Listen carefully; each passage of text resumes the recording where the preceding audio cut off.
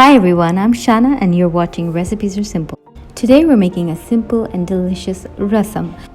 For those of you who don't know, rasam is a heartwarming, hot and sour soup from the south of India, which is made primarily using tamarind juice, pepper, tomato, and various spices. Rasam has a distinct sour and peppery flavor. It's eaten along with the rice or savored after a meal. Quite a soothing soup, it's also considered to be dense in nutrition. There are many variations of rasam prepared in several households. The amount of spices can vary. Some like to add vegetables and lentils to the soup as well, so there are lots of variations. Today I'm showing you one of my favorite styles of simple rasams. This can be had along with rice or after your meal or simply as a hot and sour soup. So I hope you try the recipe. Stay home, stay safe. Let's break the chain together. So to begin with the recipe, first of all, you need to crush some ingredients and set this aside. So I have 1.5 teaspoons of fresh ginger, 1.5 teaspoons of fresh garlic, 1 teaspoon of cumin seeds, 1 teaspoon of coriander seeds. Notice we're using the seeds and not the powder. Now you just want to crush this. We're also adding 1 teaspoon of black peppercorns.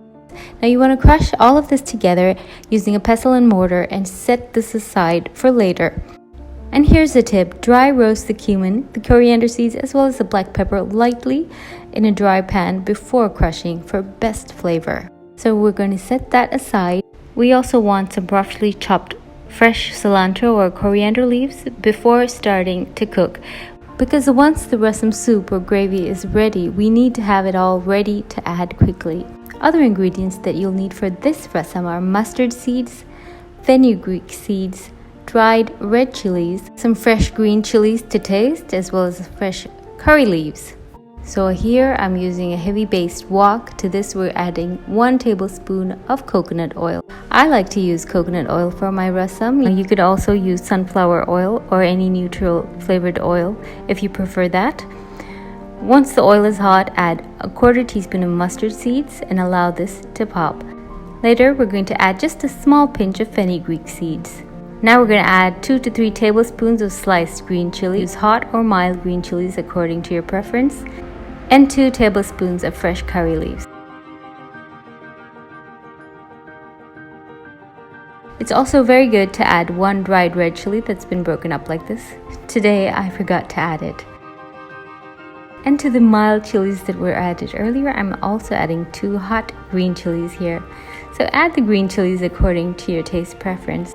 So once all of this is just fried very briefly, we're going to add 2 medium and thinly sliced tomatoes. Make sure you've sliced the tomatoes quite thinly and they're not too big and chunky. So you just want to saute this on a high heat till the tomatoes are mashed to a pulp.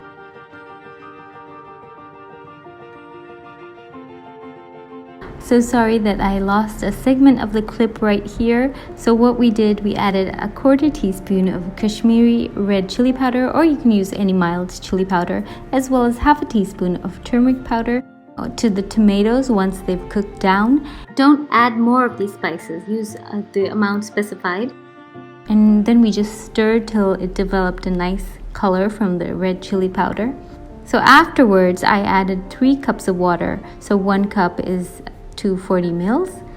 And now we're going to do the seasoning. Now for a rasam, once the crushed ingredients are added, the crushed ingredients being the ginger and garlic and the spices that we crushed using the pestle and mortar at the beginning of the recipe, and the coriander leaves or the cilantro, once they are added, you shouldn't boil the rasam further. You need to turn off the flame. That's a very important part of making rasam. So before that, we need to have it perfectly seasoned. While you're doing the seasoning, it's fine if the rasam is still boiling.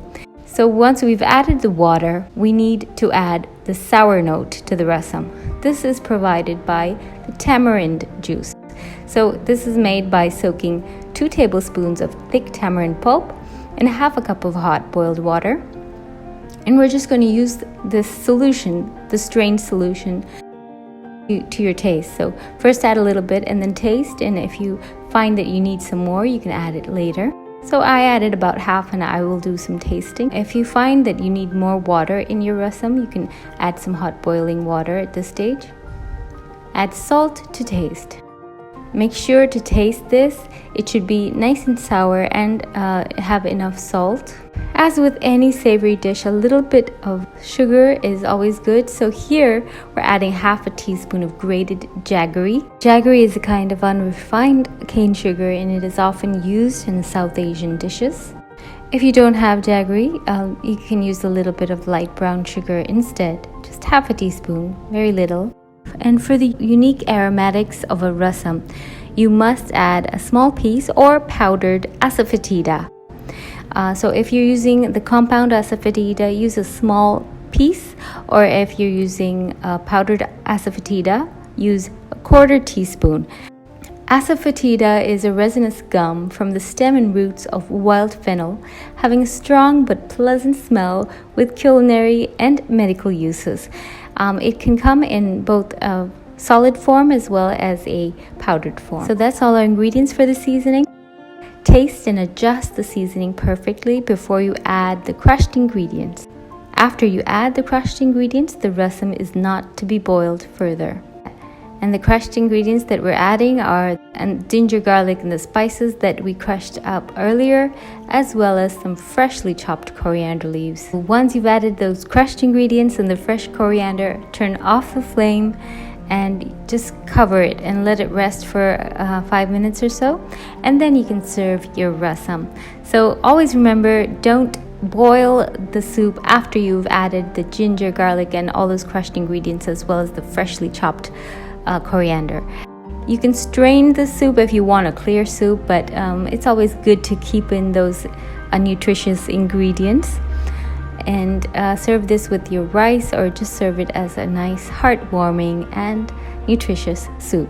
I hope you try the recipe. I hope you enjoy it, and once again, I hope you're all staying safe and practicing your social distancing. I hope you're always getting your information from the correct resources. Always check the resources of your particular country, because there's a lot of fake news and fake sharing going on. If you tried the recipe, please do let me know. If you're new to my channel, let me take this opportunity to ask you to subscribe to Recipes Are Simple. I have so many more recipes coming, recipes from everywhere, recipes for everyone. Thanks a lot for watching, guys. Bye.